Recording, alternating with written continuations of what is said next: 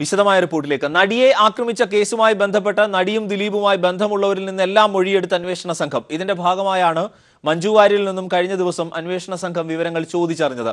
ഇതിനിടെ തന്റെ കസ്റ്റഡി അവസാനിപ്പിക്കണം എന്ന പൾസർ സുനിയുടെ അപേക്ഷ കോടതി തള്ളി. കൂട്ടുപ്രതികളായ വിഷ്ണു, വിപിൻലാൽ എന്നിവരെ 3 ദിവസത്തേക്ക് പോലീസ് കസ്റ്റഡിയിൽ വിട്ടു. ഗൂഢാലോചന സംബന്ധിച്ച് പരസ്പര വിരുദ്ധമായാണ് ഇരുവരും പ്രതികരിച്ചത്. ജയിലിലെ ഫോൺ വിളിയുമായി ബന്ധപ്പെട്ട കേസിൽ കോടതിയിൽ ഹാജരാക്കിയപ്പോഴാണ് പൾസറിന്റെ സഹതടവുകാരായിരുന്ന വിഷ്ണുവും വിപിൻലാലും ഗൂഢാലോചന സംബന്ധിച്ച് പരസ്പര വിരുദ്ധമായി പ്രതികരിച്ചത്. സംഭവത്തിനു പിന്നിൽ ഗൂഢാലോചനയുണ്ടെന്ന് മാധ്യമങ്ങളുടെ ചോദ്യത്തിന് മറുപടിയായി വിഷ്ണു പറഞ്ഞു. ദിലീപിന് പങ്കുണ്ടോ എന്ന് ചോദിച്ചപ്പോൾ അറിയില്ലെന്നായിരുന്നു മറുപടി. പൾസർ സുനി പറഞ്ഞതെല്ലാം ശരിയാണെന്നും വിഷ്ണു പറഞ്ഞു. എന്നാൽ കൂട്ടുപ്രതിയായി വിപിൻലാൽ ദിലീപിന് സംഭവത്തിൽ പങ്കില്ലെന്ന് ഉറപ്പിച്ചു പറഞ്ഞു. തന്നെ ഭീഷണിപ്പെടുത്തിയാണ് ദിലീപിന് കത്തെഴുതിച്ചതെന്നും വിപിൻലാൽ പറഞ്ഞു. പൾസറും ജയിലധികൃതരും ചേർന്നാണ് ഭീഷണിപ്പെടുത്തിയത്. സ്രാവുകൾക്കൊപ്പം നീന്തുമ്പോൾ ഇങ്ങനെയൊക്കെ സംഭവിക്കുമെന്നും വിപിൻലാൽ പറഞ്ഞു. ഇതിനിടെ ഇരുവരെയും 3 ദിവസത്തേക്ക് കോടതി പോലീസ് കസ്റ്റഡിയിൽ വിട്ടു. തന്റെ കസ്റ്റഡി അവസാനിപ്പിക്കണമെന്ന പൾസർ സുനിയുടെ ഹർജി കോടതി തള്ളി. പോലീസ് മർദ്ദിച്ചു എന്നാരോപിച്ചായിരുന്നു പൾസർ കോടതിയെ സമീപിച്ചത്. അഭിഭാഷകനോട് സംസാരിക്കണമെന്ന പൾസർ സുനിയുടെ ആവശ്യവും കോടതി നിരാകരിച്ചു. ഇതിനിടെ കേസുമായി ബന്ധപ്പെട്ട് സിനിമാ മേഖലയിലുള്ള കൂടുതൽ പേരിൽ നിന്ന് മൊഴിയെടുക്കാൻ പോലീസ് തീരുമാനിച്ചു. നടിയുമായോ ദിലീപ് നാദിർഷ കൂട്ടുകെട്ടുമായോ സൗഹൃദമുള്ളവരിൽ നിന്നെല്ലാം വിവരങ്ങൾ ചോദിച്ചറിയാനാണ് അന്വേഷണ സംഘത്തിന്റെ തീരുമാനം. കേസുമായോ ഗൂഢാലോചനയുമായോ ഒരു പങ്കുമില്ലാത്തവരിൽ നിന്നും വിവരങ്ങൾ ചോദിച്ചറിയും. ഇതിന്റെ ഭാഗമായാണ് മഞ്ജു വാര്യരിൽ നിന്നും കഴിഞ്ഞ ദിവസം അന്വേഷണ സംഘം മൊഴി രേഖപ്പെടുത്തിയത്. വരും ദിവസങ്ങളിൽ സിനിമാ മേഖലയിലെ പ്രമുഖരിൽ നിന്നടക്കം മൊഴി രേഖപ്പെടുത്താനാണ് അന്വേഷണ സംഘത്തിന്റെ തീരുമാനം. News bureau, Kochi. നടിയെ ആക്രമിച്ച കേസിൽ സർക്കാരിന്റേത് നിഷ്പക്ഷ നിലപാടായിരുന്നുവെന്ന മുൻ DGP TP സെൻകുമാർ. ആരെയും രക്ഷിക്കാനോ ശിക്ഷിക്കാനോ സർക്കാർ ശ്രമിച്ചിട്ടില്ല. അന്വേഷണത്തിൽ സർക്കാർ ഇടപെട്ടിരുന്നില്ല എന്നും സെൻകുമാർ കൊച്ചിയിൽ പറഞ്ഞു. ത്തോളം കാര്യം സർക്കാർ ഇതിൽ അഡ്വൈസായിട്ട് യാതൊരു സത്യം കണ്ടെത്തണമെന്നാണ്. കാരണം നിങ്ങൾക്കറിയാം, ഈ സർക്കാരിനെ പ്രത്യേകിച്ച് സംരക്ഷിക്കേണ്ട യാതൊരു ഉത്തരവാദിത്വം എനിക്കില്ല. അപ്പോൾ അതുകൊണ്ട് ഞാൻ മനസ്സിലാക്കിയ കാര്യം പറയുന്നത്, സർക്കാർ ഇതിൽ സത്യം കണ്ടെത്തണമെന്ന് മാത്രമാണ് നിർദ്ദേശം കൊടുത്തിട്ടുള്ളതായിട്ടും അതിന് വിരുദ്ധമായിട്ട് യാതൊരു ഡയറക്ഷനും ഒരാൾക്കും പോയിട്ടുള്ളതായിട്ടും എനിക്കറിവില്ല. നടിയെ ആക്രമിച്ച കേസിൽ അന്വേഷണം ശരിയായ ദിശയിലാണ് എന്ന് DGP ലോക്നാഥ് ബെഹ്റ. അന്വേഷണത്തിന് മേൽനോട്ട ചുമതല വഹിക്കുന്ന B സന്ധ്യയെ DGP പ്രശംസിച്ചു. അതേസമയം ദിലീപിന് താൻ ക്ലീൻ ചിറ്റ് നൽകിയിട്ടില്ല എന്ന് മുൻ DGP TP സെൻകുമാർ വ്യക്തമാക്കി. തെളിവ് കിട്ടിയതിനു ശേഷം മാത്രം ദിലീപിനെ ചോദ്യം ചെയ്താൽ മതിയായിരുന്നു എന്നും സെൻകുമാർ പറഞ്ഞു. നടി ആക്രമിക്കപ്പെട്ട കേസിൽ ADGP B സന്ധ്യയുടെ അന്വേഷണത്തെ TP സെൻകുമാർ പരസ്യമായി വിമർശിച്ചിരുന്നു. കേസിൽ തെളിവില്ല, B സന്ധ്യയുടെ പബ്ലിസിറ്റി സ്റ്റണ്ടാണ് കേസിൽ നടക്കുന്നതെന്നായിരുന്നു ഒരു വാരികയ്ക്ക് നൽകിയ അഭിമുഖത്തിൽ കഴിഞ്ഞ ദിവസം വിമർശിച്ചത്. ഈ വിമർശനങ്ങൾ പാടെ തള്ളിക്കൊണ്ടാണ് DGP ലോക്നാഥ് ബെഹ്റയുടെ കത്ത്. സെൻകുമാറിന്റേത് വ്യക്തിപരമായ വിലയിരുത്തലാണ്, അതിനോട് യോജിപ്പില്ല. അന്വേഷണ ഉദ്യോഗസ്ഥരാരും ഏകോപനമില്ലെന്ന് പരാതി പറഞ്ഞിട്ടില്ല. ഈ സാഹചര്യത്തിൽ വിമർശനങ്ങൾ മുഖവിലക്കെടുക്കാതെ മുന്നോട്ടു പോകാനാണ് B സന്ധ്യയ്ക്ക് നൽകിയ കത്തിൽ DGP നിർദ്ദേശിക്കുന്നത്.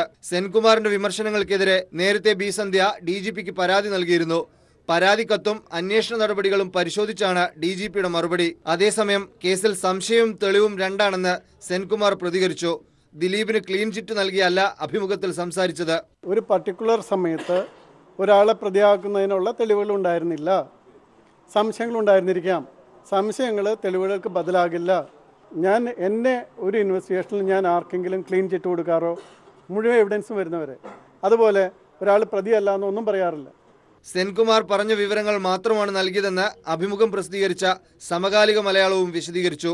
മറിച്ചുള്ള സെൻകുമാറിന്റെ പരാമർശങ്ങൾ വസ്തുതാവിരുദ്ധമാണെന്നും വാരിക വിശദീകരിക്കുന്നു. News bureau, Thiruvananthapuram, Kochi. കൊച്ചിയിൽ ആക്രമിക്കപ്പെട്ട നടിയെ അപകീർത്തിപ്പെടുത്തിയ പരാതിയിൽ സംസ്ഥാന വനിതാ കമ്മീഷൻ കേസെടുത്തു. ചാനൽ ചർച്ചകളിലും സമൂഹ മാധ്യമങ്ങളിലൂടെയും നടത്തിയ പരാമർശങ്ങൾ അപകീർത്തികരമാണെന്ന് കാണിച്ച് സിനിമയിലെ വനിതാ സംഘടനയായ വിമൻ ഇൻ സിനിമ കളക്റ്റീവ് നൽകിയ പരാതിയിന്മേലാണ് കേസെടുത്തത്. പരാതി നേരിട്ട് പരിശോധിക്കാൻ കമ്മീഷൻ ഡയറക്ടർ VU കുര്യാക്കോസിന് ചെയർപേഴ്സൺ MC ജോസഫൈൻ നിർദ്ദേശം നൽകി. എത്രയും വേഗം അന്വേഷിച്ച് റിപ്പോർട്ട് നൽകാനാണ് നിർദ്ദേശം. ഇന്ത്യൻ ലോയേഴ്സ് അസോസിയേഷൻ വനിതാ വിഭാഗവും ഇതിൽ പരാതി നൽകിയിരുന്നു. സ്വാശ്രയ മെഡിക്കൽ പ്രവേശനം ധാരണയിലേക്ക്. കഴിഞ്ഞ വർഷത്തെ ഫീസ് ഘടന മുഴുവൻ സീറ്റുകളിലേക്കും സർക്കാർ അലോട്ട്മെന്റ് നടത്തും. ഇതാണ് സർക്കാർ മുന്നോട്ട് വയ്ക്കുന്ന നിബന്ധന. ഇത് അംഗീകരിക്കുന്ന മാനേജ്മെന്റുകളുമായി സർക്കാർ തിങ്കളാഴ്ച കരാർ ഒപ്പുവയ്ക്കും. അതേസമയം ഫീസ് റെഗുലേറ്ററി കമ്മിറ്റി പുനഃസംഘടിപ്പിച്ചതിൽ പിശക് പറ്റിയതായും അത് തിരുത്തിയതായും ആരോഗ്യമന്ത്രി KK ശൈലജ വ്യക്തമാക്കി. ഈ വർഷത്തെ സ്വാശ്രയ മെഡിക്കൽ പ്രവേശനത്തിന് നീറ്റ് അടിസ്ഥാനത്തിൽ ഉയർന്ന ഫീസ് നിരക്ക് ഫീസ് നിർണയ സമിതി തീരുമാനിച്ചതിനെതിരെ പ്രതിഷേധം ശക്തിപ്പെടുന്ന സാഹചര്യത്തിലാണ് പുതിയ ഫോർമുല ഉരുത്തിരിഞ്ഞിരിക്കുന്നത്. MES കാരക്കോണമടക്കം 8 സ്വാശ്രയ കോളേജുകളാണ് സർക്കാരിനെ സമീപിച്ചിരിക്കുന്നത്. കഴിഞ്ഞ വർഷത്തെ ഫീസ് ഘടന മുഴുവൻ സീറ്റുകളിലേക്കും സർക്കാർ അലോട്ട്മെന്റ് നടത്തും എന്നതാണ് സർക്കാർ മുന്നോട്ട് വയ്ക്കുന്ന നിബന്ധന. ഇത് അംഗീകരിക്കുന്ന മാനേജ്മെന്റുകളുമായി സർക്കാർ തിങ്കളാഴ്ച കരാർ ഒപ്പുവയ്ക്കുമെന്ന് ആരോഗ്യമന്ത്രി KK ശൈലജ വ്യക്തമാക്കി. അതുകൊണ്ട് നേരത്തെ നിശ്ചയിച്ചതുപോലെ അതിൽ നിന്ന് ഫീസിൽ ഒട്ടും വർധനവില്ലാതെയും സെൻട്രലൈസ്ഡ് അലോട്ട്മെന്റ് ആയിരിക്കും. മുഴുവൻ സീറ്റുകളിലും സർക്കാർ അലോട്ട്മെന്റ് നടത്തും എന്ന നിബന്ധന കൂടി അംഗീകരിക്കുകയാണെങ്കിൽ അവരുമായിട്ട് സീറ്റ് ധാരണയാകാം എന്നുള്ള കാര്യം ഗവൺമെന്റ് സൂചിപ്പിച്ചിട്ടുണ്ട്. കൂടുതൽ മാനേജ്മെന്റുകൾ ധാരണ അംഗീകരിച്ച് മുന്നോട്ട് വരുമെന്നാണ് സർക്കാരിന്റെ പ്രതീക്ഷ. അതേസമയം 50% സീറ്റിൽ പഴയ ഫീസും ബാക്കിയുള്ള 50% മാനേജ്മെന്റ് NRI സീറ്റിൽ ഫീസ് വർധനവുമാണ് ചില മാനേജ്മെന്റുകൾ ആവശ്യപ്പെടുന്നത്. ഇത് അംഗീകരിക്കാൻ സാധിക്കില്ലെന്ന് ആരോഗ്യമന്ത്രി വ്യക്തമാക്കി. ഫീസ് നിശ്ചയിക്കുന്ന സമിതിയെ പുനഃസംഘടിപ്പിച്ചതിൽ പിശക് പറ്റിയെന്നും എന്നാൽ അത് തിരുത്തിയതായും മന്ത്രി പറഞ്ഞു. അതിലെ കമ്മിറ്റി പുനഃസംഘടിപ്പിച്ചപ്പോൾ ഓർഡിനൻസ് പുതിയതാണല്ലോ. ഇപ്പോൾ ആ ഓർഡിനൻസിലുള്ള 10 അംഗങ്ങളെ ചേർത്തില്ല എന്നുള്ളൊരു പെശകുണ്ട്. അത് ഞങ്ങൾ പറയുകയാണ്, അത് അഡ്മിറ്റ് ചെയ്യുകയാണ്. അതെന്ന് വെച്ചാൽ ഒരു ശ്രദ്ധക്കുറവുണ്ടായി എന്നുള്ളത് പറയുകയാണ്. അപ്പോൾ അത് മാറ്റിക്കൊണ്ട് 10 അംഗങ്ങളടങ്ങിയ ഓർഡിനൻസിലെ കമ്മിറ്റി തന്നെ പുനഃസംഘടിപ്പിക്കുകയും ആ കമ്മിറ്റി നിലവിൽ വരികയും ചെയ്യുകയാണ്. അതേസമയം മുഖ്യമന്ത്രി ആരോഗ്യ സെക്രട്ടറിയെ ശാസിച്ചെന്നും ആരോഗ്യമന്ത്രിയായ തന്നെ അതൃപ്തി അറിയിച്ചെന്നുമുള്ള വാർത്തകൾ അടിസ്ഥാനരഹിതമാണെന്നും മന്ത്രി പ്രതികരിച്ചു. News bureau, Thiruvananthapuram. G20 ഉച്ചകോടിക്ക് ജർമ്മനിയിലെ ഹാംബർഗിൽ തുടക്കമായി. ഉച്ചകോടിക്ക് മുമ്പായി നടന്ന ബ്രിക്സ് രാജ്യങ്ങളുടെ യോഗത്തിൽ ഇന്ത്യൻ പ്രധാനമന്ത്രി നരേന്ദ്രമോദിയും ചൈനീസ് പ്രസിഡന്റ് സി ജിൻപിങ്ങും പരസ്പരം ഹസ്തദാനം ചെയ്തു. അതിർത്തി തർക്കം ആരംഭിച്ച ശേഷം ഇതാദ്യമായാണ് ഇരു രാജ്യതലവന്മാരും പരസ്പരം കണ്ടുമുട്ടുന്നത്. അതിർത്തിയിലെ സംഘർഷ പശ്ചാത്തലത്തിൽ ഉഭയകക്ഷി ചർച്ച നടത്തില്ലെന്ന ഔദ്യോഗിക പ്രഖ്യാപനത്തിന് പിന്നാലെയാണ് മോദിയും സി ജിൻപിങ്ങും അപ്രതീക്ഷിതമായി ബ്രിക്സ് ഉച്ചകോടിയിലെ വേദിയിൽ കണ്ടുമുട്ടിയത്. പരസ്പരം ഹസ്തദാനം ചെയ്ത ശേഷം ചില വിഷയങ്ങൾ സംസാരിച്ചതായി വിദേശകാര്യ വക്താവ് ഗോപാൽ ബാഗ്ലെ ട്വീറ്റ് ചെയ്തു. എന്നാൽ അതിർത്തി തർക്കത്തെക്കുറിച്ച് ചർച്ച നടത്തിയോ എന്ന് വക്താവ് വ്യക്തമാക്കിയില്ല. കൂടിക്കാഴ്ചയ്ക്കിടെ ഇരുവരും പരസ്പരം പുകഴ്ത്തി സംസാരിക്കുകയും ചെയ്തു. സാമ്പത്തികമായും സാമൂഹ്യമായും നേട്ടങ്ങൾ കൈവരിച്ച ഇന്ത്യ ഭീകരവാദത്തിനെതിരെ ശക്തമായ നിലപാട് സ്വീകരിക്കുന്നതായി ചൈനീസ് പ്രസിഡന്റ് സി ജിൻപിങ് പറഞ്ഞു. ചൈനയുടെ നേതൃത്വത്തിൽ ബ്രിക്സ് കൂട്ടായ്മ ഊർജ്ജസ്വലമായി മുന്നോട്ടു പോകുന്നതായി മോദിയും പ്രശംസിച്ചു. എന്നാൽ ഇരു രാജ്യങ്ങളും തമ്മിൽ ഔദ്യോഗിക ഉഭയകക്ഷി ചർച്ചകൾ ഉണ്ടാകുമോ എന്ന കാര്യം ഇപ്പോഴും സ്ഥിരീകരിച്ചിട്ടില്ല. ഉഭയകക്ഷി ചർച്ചയ്ക്ക് അന്തരീക്ഷം യോജിച്ചതല്ലെന്നായിരുന്നു ചൈനീസ് വിദേശകാര്യ മന്ത്രാലയം നേരത്തെ പ്രതികരിച്ചത്. അതിർത്തി തർക്കം രൂക്ഷമായ ശേഷം ഇതാദ്യമായാണ് ഇരു രാജ്യ നേതാക്കന്മാരും പരസ്പരം കാണുന്നത്. കൂടിക്കാഴ്ചയ്ക്ക് ശേഷം ആരംഭിച്ച ബ്രിക്സ് ഉച്ചകോടിയിൽ ഭീകരവാദത്തെ കൂട്ടായി അടിച്ചമർത്തണമെന്ന് മോദി ആവശ്യപ്പെട്ടു. GST ഏർപ്പെടുത്തിയത് 70 വർഷത്തെ മികച്ച നികുതി പരിഷ്കരണമാണെന്നും മോദി സൂചിപ്പിച്ചു. G20 ഉച്ചകോടിക്കും ജർമ്മനിയിൽ തുടക്കമായി. ജപ്പാൻ, കാനഡ, അർജന്റീന തുടങ്ങിയ വിവിധ രാജ്യ തലവന്മാരുമായി ഇന്ത്യ ഔപചാരിക ചർച്ചകൾ നടത്തുന്നുണ്ട്. News bureau, Delhi. Asian athletic ചാമ്പ്യൻഷിപ്പിൽ ഇന്ത്യയുടെ സ്വർണ്ണ നേട്ടം 6ആയി. 1500 മീറ്ററിൽ PU ചിത്രയും 400 മീറ്ററിൽ മുഹമ്മദ് അനസും 1500 മീറ്ററിൽ അജയ് കുമാർ സരോജും സ്വർണം. ഹീമോഫീലിയ ബാധിതന് HIV തെറ്റായി റിപ്പോർട്ട് ചെയ്ത ലാബ് കോഴിക്കോട്ടെ സ്വകാര്യ ലാബാണ് തെറ്റായ റിപ്പോർട്ട് നൽകിയത്. റിപ്പോർട്ടിന്റെ അടിസ്ഥാനത്തിൽ കൂടുതൽ പരിശോധന നടത്തിയപ്പോൾ രോഗി HIV ബാധിതനല്ല എന്ന് ഡോക്ടർമാർ. ലാബിനെതിരെ നടപടിക്കൊരുങ്ങി രോഗിയുടെ കുടുംബം. വർഷങ്ങളായി ഹീമോഫീലിയയ്ക്ക് ചികിത്സ തുടരുന്ന മലപ്പുറം കോട്ടക്കൽ സ്വദേശി അൻവർ സാദത്തിന്റെ മകൻ അസീസുദ്ദീനാണ് സ്വകാര്യ ലാബുകാർ HIV ആണെന്ന തെറ്റായ റിപ്പോർട്ട് നൽകിയത്. രക്തം കയറ്റുന്നതിനായി കോഴിക്കോട് മെഡിക്കൽ കോളേജിലെത്തിയ അസീസുദ്ദീന് എലിസ ടെസ്റ്റ് ചെയ്യാൻ ഡോക്ടറാണ് നിർദ്ദേശിച്ചത്. രക്തം കയറ്റാനായി കയ്യിൽ കാനുല കുത്തുന്നതിനിടെ നഴ്സിന് നീഡിൽ കൊണ്ട് മുറിവേറ്റതിനാലാണ് ഡോക്ടർ ടെസ്റ്റ് നടത്താൻ പറഞ്ഞത്. കോളേജ് പരിസരത്തുള്ള ആലിയ ലാബിൽ നിന്നാണ് പരിശോധന നടത്തിയത്. പരിശോധനയിൽ രക്തത്തിൽ HIV കൂടിയ അളവായ 5.3 എന്നാണ് രേഖപ്പെടുത്തിയിരിക്കുന്നത്. HIV പോസിറ്റീവ് ആണെന്ന ലാബ് റിപ്പോർട്ടിന്റെ അടിസ്ഥാനത്തിൽ അസീസുദ്ദീനെ പരിചരിച്ച നഴ്സുമാരും ഡോക്ടർമാരും പ്രതിരോധ മരുന്നെടുക്കേണ്ട അവസ്ഥയുണ്ടായി. ലാബ് റിപ്പോർട്ട് ഉറപ്പിക്കാനായി മറ്റു ലാബുകളിലും കോളേജിലെ ലാബിലും പരിശോധിച്ചപ്പോഴാണ് HIV ഇല്ലെന്ന കാര്യം ഡോക്ടർമാർ ഉറപ്പിച്ചതെന്ന് അൻവർ സാദത്ത് പറയുന്നു. അപ്പോൾ ഇത് പഠിക്കാത്തവരാണ് ലാബിൽ പോയിരിക്കുന്നത്. ഇതുണ്ടാവും, ഇത് എനിക്ക് സംഭവിച്ച മാതിരി ഇനി വേറെ രോഗികൾക്ക് ഇത് സംഭവിക്കാൻ പാടില്ല. കാരണം അപ്പത്തെ ആ 2-3 ദിവസത്തെ ഈ 2 ദിവസത്തെ അവസ്ഥ പറയാൻ പറ്റില്ല. കാരണം എൻ്റെ കുടുംബം ആകെ വളരെ ഇതിലാണ്. ഞങ്ങൾ മാറ്റി നിർത്തപ്പെടല്ലേ. കോഴിക്കോട്ടെ അറിയപ്പെടുന്ന കോൺഗ്രസ് നേതാവിന്റെ മരുമകന്റെ ഉടമസ്ഥതയിലുള്ള ലാബിനെതിരെ മുഖ്യമന്ത്രി അടക്കമുള്ളവർക്ക് പരാതി നൽകാനുള്ള തീരുമാനത്തിലാണ് അസീസുദ്ദീന്റെ കുടുംബം. News bureau, Kozhikode. നീതിന്യായ വ്യവസ്ഥയിൽ വിശ്വാസമുണ്ടെന്ന് ജിഷ്ണുവിന്റെ അമ്മ മഹിജ പറഞ്ഞു. നെഹ്റു കോളേജ് ചെയർമാൻ കൃഷ്ണദാസിനെതിരായ കോടതി ഉത്തരവിൽ പ്രതികരിക്കുകയായിരുന്നു മഹിജ. നീതിന്യായ വ്യവസ്ഥയിൽ വിശ്വാസമുണ്ട്. സുപ്രീം കോടതിയിൽ നിന്ന് നീതി ലഭിക്കുമെന്ന് വിചാരിക്കുന്നു. ഹൈക്കോടതിയിൽ നിന്ന് ആദ്യം തന്നെ ജിഷ്ണു കേസിൽ വീഴ്ച പറ്റിയിട്ടുണ്ട് എന്നുള്ള കാര്യം ആദ്യം തന്നെ ഞങ്ങൾ പറഞ്ഞതാണ്. അത് ശരിവെക്കുന്ന ഒരു വിധിയാണ് സുപ്രീം കോടതിയിൽ നിന്ന് ഇന്നുണ്ടായിരിക്കുന്നത്. കള്ളപ്പണം വെളുപ്പിച്ചുവെന്ന പരാതിയിൽ സഹകരണ ബാങ്ക് സെക്രട്ടറിമാരെ അറസ്റ്റ് ചെയ്യാനുള്ള നീക്കം ഹൈക്കോടതി തടഞ്ഞു. കൊല്ലം, കടക്കൽ, മയ്യനാട് സർവീസ് സഹകരണ ബാങ്ക് സെക്രട്ടറിമാരെ അറസ്റ്റ് ചെയ്യാനുള്ള നീക്കമാണ് ഹൈക്കോടതി തടഞ്ഞത്. അഴിമതി നിരോധന നിയമം ഈ കേസിൽ എങ്ങനെ ബാധകമാകുമെന്ന് ഹൈക്കോടതി CBIയോട് ചോദിച്ചു. കഴിഞ്ഞ ആഴ്ചയാണ് 6 സഹകരണ ബാങ്ക് സെക്രട്ടറിമാരെ പ്രതിയാക്കി CBI കേസെടുത്തത്. ജസ്റ്റിസുമാരെയും ഗവർണർമാരെയും വിവരാവകാശ നിയമത്തിന് കീഴിൽ കൊണ്ടുവരണമെന്ന് സുപ്രീം കോടതി. ജനങ്ങൾക്ക് മുമ്പിൽ ഒന്നും ഒളിച്ചു വയ്ക്കേണ്ട എന്നും സുപ്രീം കോടതി ചൂണ്ടിക്കാട്ടി. സംസ്ഥാനത്തെക്കുറിച്ച് രാഷ്ട്രപതിക്ക് നൽകിയ റിപ്പോർട്ട് പരസ്യപ്പെടുത്താത്ത ഗോവ ഗവർണറുടെ നടപടിക്കെതിരായ ഹർജിയിൽ വാദം കേൾക്കുമ്പോഴാണ് സുപ്രീം കോടതിയുടെ പരാമർശം. വിവരാവകാശ നിയമത്തിൽ നിർണായകമായ ഇടപെടലുകൾക്ക് കാരണമാകുന്ന പരാമർശമാണ് സുപ്രീം കോടതിയിൽ നിന്നുണ്ടായത്. RTI പരിധിയിൽ നിന്ന് ഗവർണർമാരെയും അവരുടെ ഓഫീസിനെയും ഒഴിവാക്കിയത് എന്തിനെന്ന് കോടതി ചോദിച്ചു. എന്താണ് ഒളിക്കാനുള്ളത്? സുപ്രീം കോടതി ചീഫ് ജസ്റ്റിസിന്റെ ഓഫീസ് പോലും സുതാര്യമായാണ് പ്രവർത്തിക്കുന്നത്.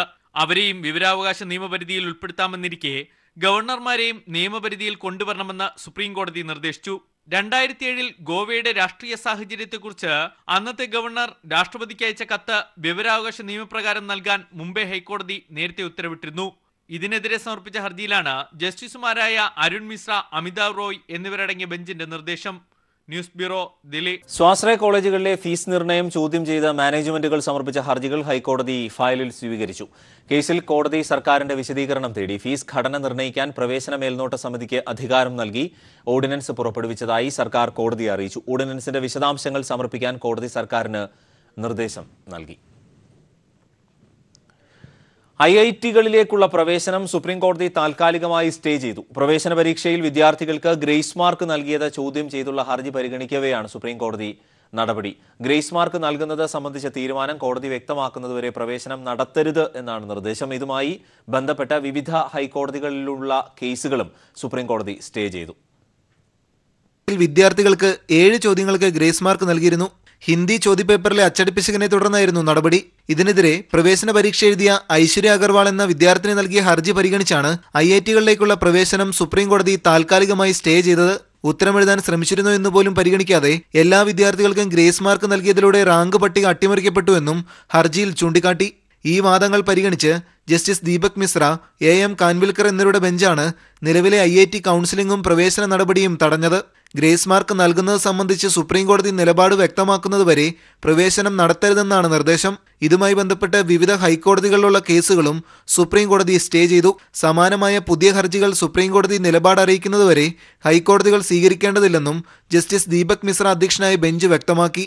JEE അഡ്വാൻസ് പ്രവേശന പരീക്ഷയുടെ ഇത്തവണത്തെ റാങ്ക് പട്ടിക റദ്ദാക്കുന്നത് സംബന്ധിച്ചുള്ള നിലപാട് കേന്ദ്ര മാനവവിഭവശേഷി മന്ത്രാലയത്തോട് നേരത്തെ സുപ്രീം കോടതി തേടിയിരുന്നു. കേസ് തിങ്കളാഴ്ച വീണ്ടും പരിഗണിക്കും. News bureau, Delhi. രാജ്യത്ത് GST നടപ്പാക്കിയത് വേണ്ടത്ര മുൻകരുതലില്ലാതെ എന്ന് സാമ്പത്തിക വിദഗ്ധർ. നികുതിയും വിലകളും തമ്മിലുള്ള അവ്യക്തത ഇപ്പോഴും തുടരുകയാണ്. ഈ അവ്യക്തതയാണ് വ്യാപാര സമൂഹം ചൂഷണം ചെയ്യുന്നത് എന്ന് ആസൂത്രണ ബോർഡ് അംഗം KN ഹരിലാൽ പറഞ്ഞു. കൊള്ള ലാഭമെടുക്കുന്നവർക്കെതിരെ നടപടിയെടുക്കാൻ കേന്ദ്ര സർക്കാരിൽ നിന്നും ഇടപെടൽ വേണം എന്നതാണ് സംസ്ഥാനം ആവശ്യപ്പെടുന്നത്. ജൂൺ 30 അർദ്ധരാത്രി പ്രഖ്യാപിച്ച് ജൂലൈ 1 മുതൽ രാജ്യത്ത് നടപ്പായ ചരക്ക് സേവന നികുതി സംബന്ധിച്ച ആശങ്കയിൽ നിന്നും സംസ്ഥാനം ഇതുവരെയും കരകയറിയിട്ടില്ല. വേണ്ടത്ര തയ്യാറെടുപ്പ് കേന്ദ്രം ഇതിനായി നടത്തിയില്ല എന്നതാണ് സാമ്പത്തിക വിദഗ്ധർ വിലയിരുത്തുന്നത്. പ്രധാനമായും നികുതി നിരക്കിലെ അവ്യക്തതയാണ് വലിയ ആശയക്കുഴപ്പം സൃഷ്ടിക്കുന്നത്. നികുതിയും വിലകളും തമ്മിലുള്ള അവ്യക്തതയ്ക്കും പരിഹാരമായിട്ടില്ല. ഈ അവ്യക്തതയാണ് വ്യാപാരി സമൂഹം ചൂഷണം ചെയ്യുന്നത്. ഇതാണ് സംസ്ഥാനത്തെ വലിയ വിലക്കയറ്റത്തിലേക്കും തള്ളിവിട്ടിരിക്കുന്നത്. കൊള്ളലാഭമെടുക്കുന്നവർക്കെതിരെ നടപടിയെടുക്കാൻ കേന്ദ്ര സർക്കാരിൽ നിന്നും ഇടപെടൽ വേണമെന്ന് സാമ്പത്തിക വിദഗ്ധനും ആസൂത്രണ ബോർഡ് അംഗവുമായ KN ഹരിലാൽ പറഞ്ഞു. അതുപോലെ തന്നെ ഈ അവ്യക്തതകളെ വളരെ ഫലപ്രദമായിട്ട് ചൂഷണം ചെയ്യുന്ന ചില വ്യാപാരികളും വ്യാപാരി സമൂഹവും ഈ ഒരു പുതിയ നികുതി സമ്പ്രദായത്തിലേക്ക് മാറിയതിൻ്റെ ഭാഗമായിട്ടുള്ള ഭരണപരമായിട്ടുള്ള കുറേ മാറ്റങ്ങൾ വരണം. കൊള്ളലാഭം എടുക്കുന്ന വ്യവസായികൾക്കും കച്ചവടക്കാർക്കും എതിരായിട്ടുള്ള ഒരു ജാഗ്രതയും അതിനാവശ്യമായ നടപടികളും കേന്ദ്ര ഗവൺമെൻറ്റിൻ്റെ ഭാഗത്തു നിന്നുണ്ടായെങ്കിൽ മാത്രമേ ആ പ്രശ്നം പരിഹരിക്കാൻ പറ്റൂ. സംസ്ഥാനത്ത് അമിതലാഭമെടുക്കുന്ന വ്യാപാരികൾക്കെതിരെ നിയമ നടപടിയെടുക്കണം. എന്നാൽ അതിന് ഉദ്യോഗസ്ഥർക്ക് GST സംബന്ധിച്ചുള്ള കാര്യങ്ങളിൽ കൂടുതൽ വ്യക്തത വേണം. ഇതിനായി കേന്ദ്രം അതാത് സംസ്ഥാനങ്ങളുമായും ഉദ്യോഗസ്ഥരുമായും ചർച്ച നടത്തി ധാരണയിലെത്തണം എന്നതാണ് സംസ്ഥാനം കേന്ദ്രത്തോട് ആവശ്യപ്പെടുന്നത്. GST യാഥാർത്ഥ്യമായതോടെ പലതിനും നികുതി കുറഞ്ഞെങ്കിലും വില കുറയ്ക്കാൻ വ്യാപാരികൾ തയ്യാറായിട്ടില്ല. ഇതിനായുള്ള നടപടികളുമായാണ് സംസ്ഥാന സർക്കാർ മുന്നോട്ടു പോകുന്നത്. ഷീജ, തിരുവനന്തപുരം.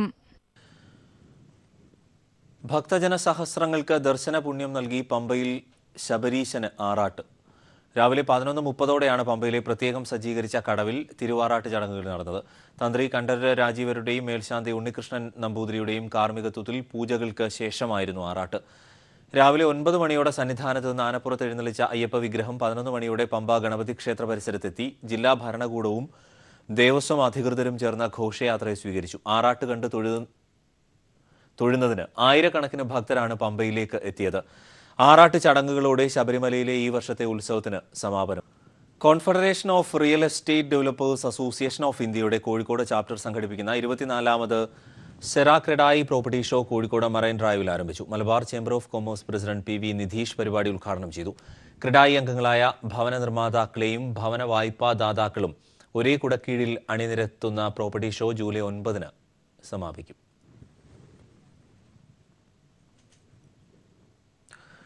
കേന്ദ്ര സർക്കാരിന്റെ കർഷക ദ്രോഹ നയങ്ങൾക്കെതിരെ അഖിലേന്ത്യാ കിസാൻ സംഘർഷ് സമിതി നടത്തുന്ന കിസാൻ മുക്തി യാത്ര ഇന്ന് മധ്യപ്രദേശിൽ പര്യടനം നടത്തി. ഇൻഡോറിൽ ചേരുന്ന ജാഥ സ്വീകരണ പൊതുയോഗത്തിൽ ആയിരക്കണക്കിന് കർഷകർ പങ്കെടുത്തു.